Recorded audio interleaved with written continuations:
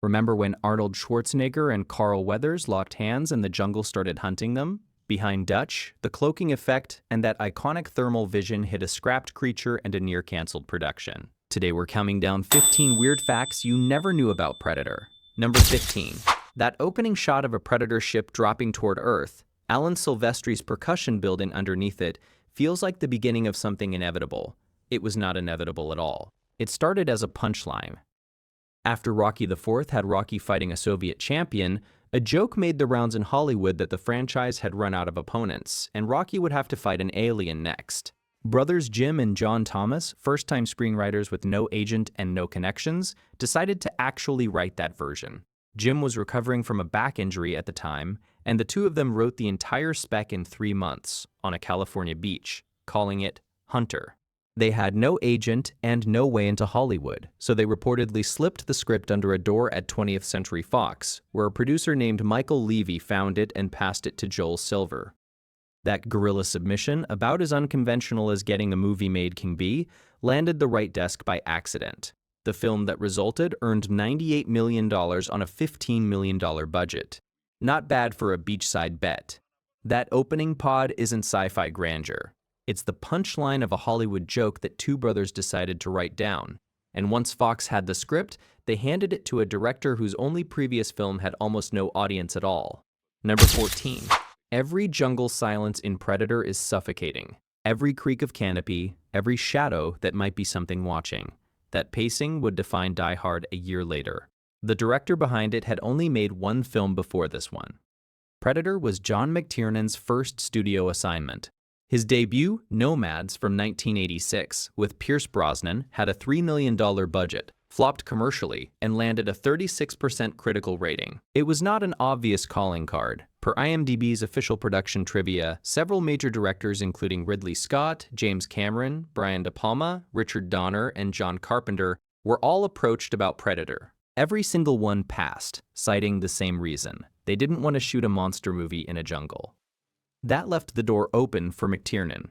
Arnold Schwarzenegger wrote in his memoir Total Recall that he personally pushed producers to hire him, specifically because he was struck by the atmosphere McTiernan had manufactured on Nomad's tiny budget. Schwarzenegger recognized a director who knew how to do scary cheaply, and that mattered on a production that couldn't afford expensive solutions. That instinct proved absolutely correct. Every moment of unbearable quiet in the jungle canopy is the work of a filmmaker who just learned to build genuine dread with no money and no margin for error. And once McTiernan had the job, his star immediately told him the script needed to be reconceived from the ground up. Number 13. Mac, Blaine, Billy, Poncho, Hawkins, Dylan, Dutch. Stepping off that chopper in single file, each one of them a slab of credibility. The team feels like a given. It was not. Schwarzenegger had to fight for it. The original Thomas Brothers script reportedly placed Dutch alone against the alien from very early in the story. Schwarzenegger pushed back before he agreed to star. He later explained his thinking directly. It was just me and the alien. So we redid the whole thing so that it was a team of commandos, and then I liked the idea. I thought it would make a much more effective movie and be much more believable. Producers Joel Silver and Lawrence Gordon went hunting for, in their words, larger-than-life men of action. Carl Weathers came from the Rocky franchise. Jesse Ventura was an ex-Navy UDT diver and professional wrestler hired for his physical presence. Bill Duke had been in Commando. Richard Chaves and Sonny Landham rounded out the squad. Without that one Schwarzenegger note, there is no team dynamic. No slasher in the jungle structure, and no film worth caring about before the alien ever reveals itself. Every locker room boast and team moment in Predator exists because Arnold wanted backup. And one of those squad members was not hired for his presence on screen at all. He was hired for his pen. Number 12. Hawkins, the wisecracking radio operator with glasses and terrible jokes, dies 7 minutes into the film, the Predator's first kill in cinema history. It is also the result of a failed contract negotiation.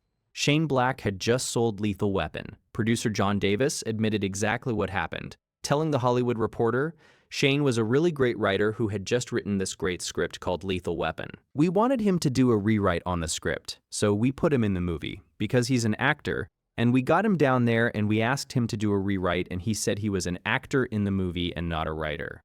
So he was the first person we killed. Think about that. The producers flew one of Hollywood's most exciting new screenwriters to the Mexican jungle, put him in a costume and a pair of wire-rimmed glasses, and assumed proximity to the production would turn into a rewrite. Black reportedly improvised his on-screen jokes, refused any script work, and later admitted he hated the glasses McTiernan put on him. His refusal made his character immediately expendable. Hawkins is not just an unlucky soldier, he is a contract dispute in a red beret. Before Black even arrived in Mexico, though, the original Predator had already been worn by a future global superstar, and it was a catastrophe on a scale nobody expected. Number 11. Every close-up of the Predator's insectoid mandibles and dreadlock quills is burned into memory. That design is so perfect it feels inevitable. The creature that preceded it looked nothing like it, and Jean-Claude Van Damme was inside it. The original creature, designed by Richard Edlund's Boss Film Studios, was a disproportionate dog-headed creation with large yellow eyes and backward-bent legs on digitigrade stilts. Van Damme had been promised, according to his Starlog magazine interview in 1989, a tight leotard and partial makeup. What arrived was a full-body suit that took 20 minutes to put on, restricted both his breathing and his vision, and made the athleticism he had been hired for completely impossible. There are at least 6 conflicting accounts of why Van Damme ultimately left. Stunt coordinator Craig Baxley said he shattered a $20,000 creature head. Bill Duke said he passed out twice from dehydration in the Mexican heat. First assistant director Bo Marks told The Hollywood Reporter that the real cause was simpler than any of that. Fox saw the footage, decided the creature design was not working on camera, and ordered a complete redesign. Van Damme was collateral damage from a studio mandate. The Predator almost looked like a kickboxing meerkat on backward stilts. And with the original design scrapped and production shut down, Schwarzenegger made one phone call that saved the entire film. Number 10. The moment the Predator removes its mask and the mandibles flare open, the audience catches up with Dutch's reaction before the line even lands. That face is one of the most recognizable creature designs in cinema history. It almost looked completely different, and it was designed in a window of 6 weeks. After the Boss Film creature was rejected and production halted, Schwarzenegger recommended Stan Winston, his collaborator on The Terminator. Winston had 6 weeks to build a completely new creature from nothing. While flying to Japan with Aliens director James Cameron to promote that film, Winston was sketching new designs mid-flight. Per the Stan Winston School of Character Arts, Winston recalled, "We were sitting next to each other on the plane, and I was sketching. Jim suddenly said, 'You know, I've always wanted to see something with mandibles.' And I said, that's an interesting idea." The mandibles went directly into the design. Winston added the dreadlock quills after seeing a Rastafarian warrior painting hanging in producer Joel Silver's office. 2 accidental visual references, one from a plane conversation and one from a wall hanging, became the creature's defining features. The most iconic monster face of the 1980s exists because 2 filmmakers sat next to each other on a flight, and Cameron made a casual remark Winston still needed a body large enough to credibly threaten a cast full of former athletes. Number 9. The sweat-drenched, claustrophobic atmosphere of the Central American canopy feels real because it was. This is where people got genuinely hurt. Filming in Palenque, Chiapas, and Puerto Vallarta subjected the cast to brutal jungle terrain, extreme daytime heat, freezing nights, and a hotel water system that reportedly broke down for extended stretches. Shane Black told The Hollywood Reporter oral history that multiple cast members had to run to the bathroom between takes. Richard Chavs reportedly went into shock after lying down for a rest break and waking up covered in biting ants. Director McTiernan reportedly lost 25 pounds across the shoot from the combined physical and psychological strain. McTiernan had brought in military advisor Gary Goldman before cameras rolled specifically because the cast looked too polished for what the film required. Goldman was told, "These guys look like ballerinas. Toughen them up." The cast was put through 20-mile jungle treks and mountain runs before a single shot was filmed. The on-screen exhaustion that gives the film its texture is not performance. It is dysentery, hostile terrain, and 18-hour jungle days. And every bead of authentic-looking sweat was genuinely earned through physical suffering the audience never knew about. In the middle of all that punishment, however, the lead actor paused production entirely to attend a very different kind of event on the other side of the continent. Number 8. Dutch's stone-faced, minimalist command presence is part of what makes the character iconic. A man of action, not words. It turns out that economy of language was partly Schwarzenegger's own doing throughout the production. Schwarzenegger married Maria Shriver on April 26, 1986. During principal photography, the entire cast flew to the wedding ceremony at the Kennedy compound in Hyannisport, Massachusetts. And Arnold was back on set 4 days later. Producer John Davis confirmed the full logistics in the Hollywood Reporter oral history. Rehearsal on Friday, the ceremony on Saturday, a 2-day honeymoon, and back on set on Wednesday with no further disruption to the schedule. Cinematographer Donald McAlpine recalled script rewrites arriving every morning throughout the shoot. On one occasion, Schwarzenegger reportedly walked out of his trailer, grabbed McTiernan by the collar, and said, "There are too many words here. I'll do 3. He repeated variations of that negotiation throughout production. The famously lean Dutch dialogue is partly the result of an actor systematically cutting his own lines over months of shooting in the Mexican heat. Every clipped response and long silence on screen is a line Arnold looked at, decided was unnecessary, and simply refused to deliver. That cultivated silence made one improvised line land harder than anything the writers had put on paper. And it was never in the script at all.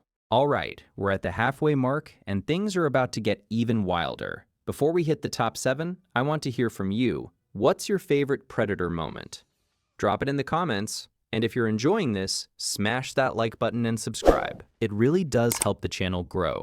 Number 7. Dutch lying battered in the dirt, looking up at the Predator's bare face for the first time, and delivering the most quoted line in the franchise. That moment has been memed and referenced for nearly 4 decades. Schwarzenegger told GQ in 2019 exactly what happened. It looked scary, it looked slimy, it looked weird. It looked so bad that it came natural to me to say those words. That came kind of improvised, and then they kept it in the movie. He was reacting in real time to seeing Kevin Peter Hall and Stan Winston's full animatronic makeup for the first time on camera. His reaction was genuine. His earlier improvised line, "Stick around," delivered after pinning a soldier to a tree, also stayed in the final cut.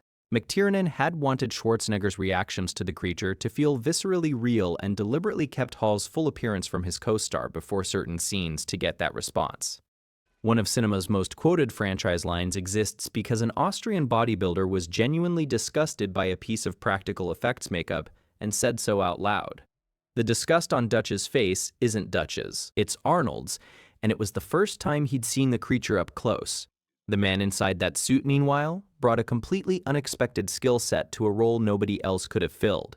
Number 6. The Predator's strange, ritualistic, almost ceremonial movements during the final showdown set it apart from every other movie monster of the era. The creature doesn't just hunt, it moves with deliberate purpose, like something observing a ritual. That physicality came from a very specific place. Kevin Peter Hall, fresh off playing Harry in Harry and the Hendersons that same year, stood 7 feet and 2 inches tall. Stan Winston designed the new creature suit specifically around the tallest available performer. Hall towered over a cast that already included a former NFL linebacker and a professional wrestler. Per Hall's IMDb biography, he played basketball in college but made sure it never interfered with his major at George Washington University, which was theatrical arts. That formal training in mime and physical movement is what produced the Predator's calculated, measured physicality. Hall was also effectively blind inside Winston's animatronic mask for every single take.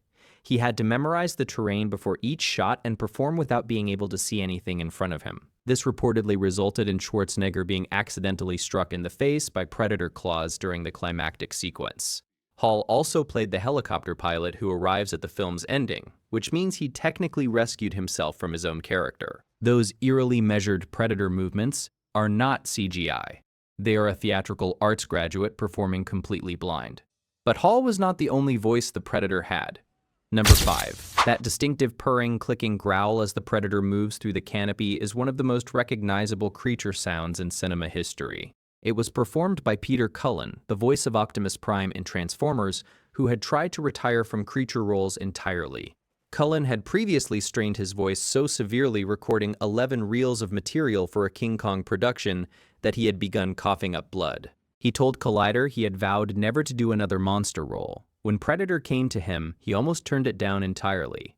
He asked to see what the creature looked like. The face reminded him, in his own words, of an upside-down horseshoe crab dying in the sun on a beach when I was a kid. He used that image to build a clicking sound that would be distinctive without shredding his still recovering throat. Cullen recalled that the director initially dismissed him mid-session, saying, "All right, that's enough," until a producer behind the glass quietly said, "You better come up here and listen to this." 5 minutes later, the director came back visibly excited. They reportedly finished all the creature audio in a single day. Every Predator vocalization across every sequel, game, and spin-off since 1987 traces back to one afternoon, one recovering voice actor, and the image of something dying on a beach. And the creature's most iconic visual trick was created with an equally unlikely method. Number 4. The Predator's shimmering jungle-bending cloak is one of the most imitated visual effects of the 1980s. It looks like expensive, groundbreaking technology. It was a man in a red suit, and it almost involved a monkey. VFX supervisor Joel Hynek of R. Greenberg Associates created the cloaking effect by dressing a stunt performer in a bright red suit. The color choice was deliberate. Red is the visual opposite of jungle green and sky blue, making it the easiest color to composite out using optical printing techniques. Hynek told VFX Blog, "We had done a commercial where we had a person in a red suit. I guess that's where the light bulb went off. We'll put a guy in a red suit and run around in the jungle." The shot was then refilmed with a 30% wider lens, and in compositing, the red area was replaced with the wider background plate, creating the bending light shimmer. The crew even built a bungee rig to swing the red-suited performer between trees. Then, according to AVPG Galaxy's production notes, they tried putting a monkey in a red suit so it could leap naturally through the canopy. The monkey reportedly refused to swing and simply sat on a branch. Because the effect was so labor-intensive, McTiernan used it sparingly. That restraint made the Predator feel more dangerous. The thermal vision POV used a completely different approach, and the jungle fought back against it. Number 3.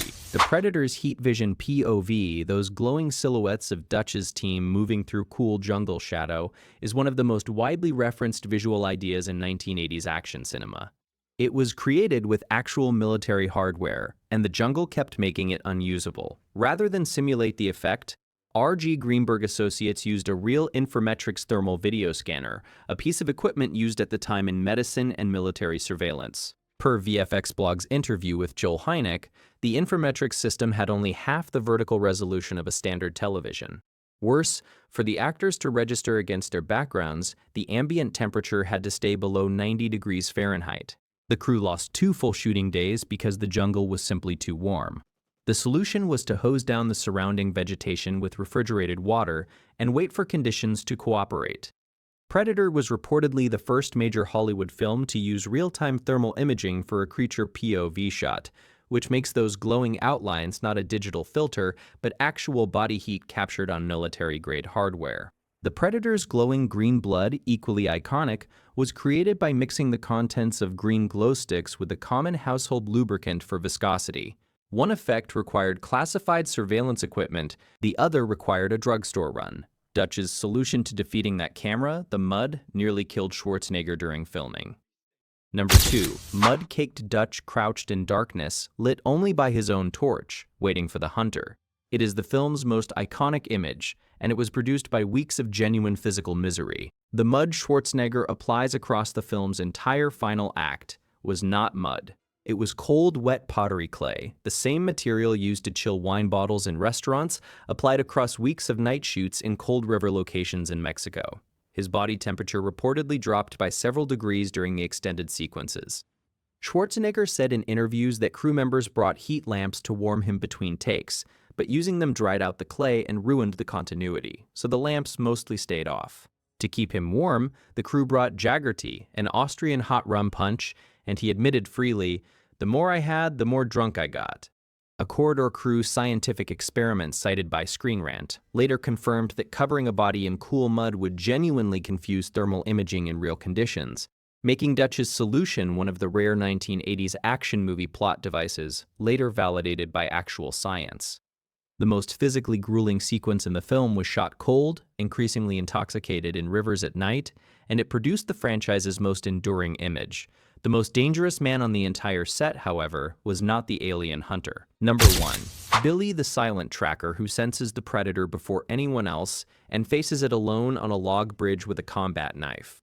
His quiet, locked-in intensity is one of the most memorable presences in the film. The insurance company required a bodyguard on set for Sonny Landham the entire time he worked on the production. The bodyguard was not there to protect everyone else from him. McTiernan described the arrangement years later. We had this 6'8" tall giant who had to follow Sonny around 24 hours a day the entire time he worked on the movie and make sure that he never misbehaved.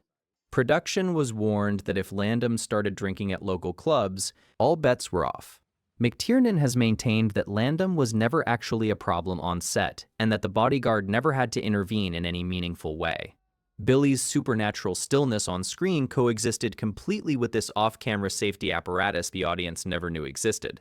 Think about the cast surrounding Landham. Carl Weathers, a former NFL linebacker, Jesse Ventura, an ex-Navy UDT diver and professional wrestler, Kevin Peter Hall at 7 feet and 2 inches. The studio's biggest perceived liability among that group was Sonny Landham. Billy's eerie stillness now has a second layer. There was a 6'8" minder just off camera, every single take making sure his actor did not start a fight between shots. Predator overcame a creature scrapped and rebuilt in 6 weeks, a director on his second film, a star cutting his own lines mid-shoot, a cast surviving genuine illness, and visual effects nobody had attempted before. Almost every accident pointed the film towards something better than the plan: a monster designed on a plane, a creature voice modeled on a dying crab, a cast of former athletes who brought real physical authority. The version of Predator that exists is a series of unlikely decisions that somehow aligned, and the version that almost existed would not have become a classic. If this video surprised you, drop your favorite fact in the comments. Like, subscribe, and share this with someone who loves this movie as much as you do. And as always, get to the chopper. We'll see you next time.